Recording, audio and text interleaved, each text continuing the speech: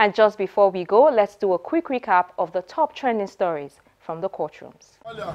We begin with the report that the Federal High Court sitting in Lagos on Monday ordered the final forfeiture to the federal government of a property in Banana Island, Lagos, bought for $37.5 million and linked to a former Minister of Petroleum Resources, Mrs. Diezani Madueke.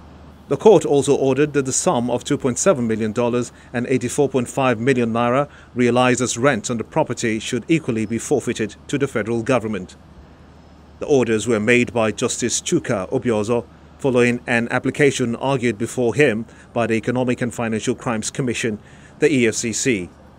The anti-graft agency had on July 19, 2017, obtained a court order to temporarily seize the property designated as Building 3, Block B, Bella Vesta, Plot 1, Zone N, Federal Government Layout, Banana Island, Forfeiture Estate, which is said to have 24 apartments, 18 flats and 6 penthouses.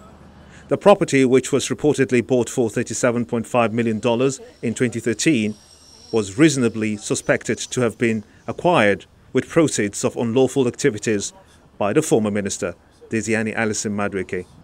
In a related development, Justice Obiozo also ordered the interim forfeiture of the sum of 7.6 billion naira said to have been illegally kept in Sterling Bank plc.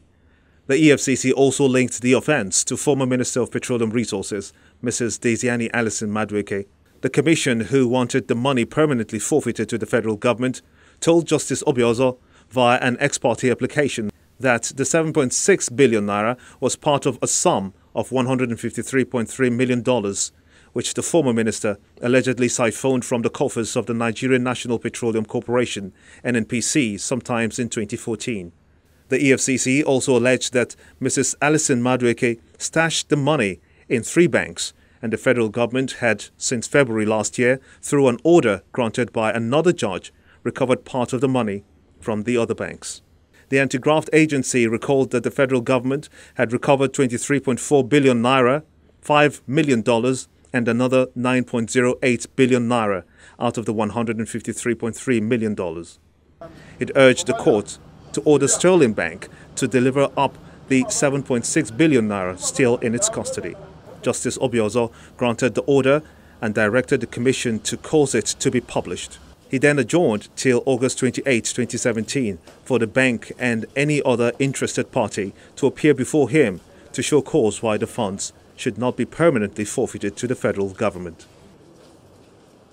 Justice Obiozo had struck out a suit filed by the federal government against 7 commercial banks to seek the remittance of the sum of $793.2 million, allegedly hidden with them in contravention of the Treasury's single account policy. The court held that, contrary to the arguments of the affected banks, the proper order to make was to strike out the suit and not dismiss it. The court then awarded a cost of 200 naira. The court then awarded a cost of 200,000 naira each in favor of all the banks except Sky Bank, which was not represented in court.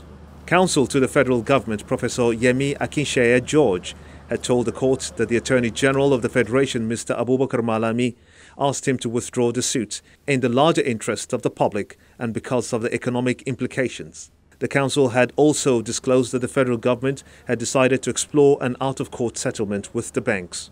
Even though the banks did not oppose the notice of discontinuance of the suit, through their lawyers, they had insisted that the government's allegations against them was false and had caused substantial damage to their reputation. They urged the judge not to merely strike out the suit, but to dismiss it and award costs of between 10 to 20 million naira against the federal government.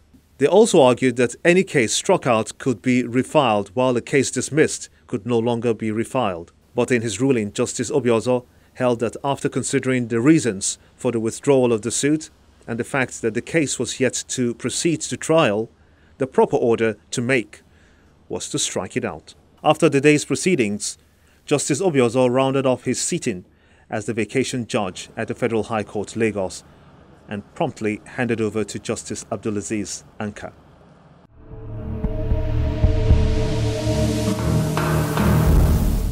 And that's the program this week. You can watch it again on our YouTube channel. Kindly give us feedback via any of our social media handles.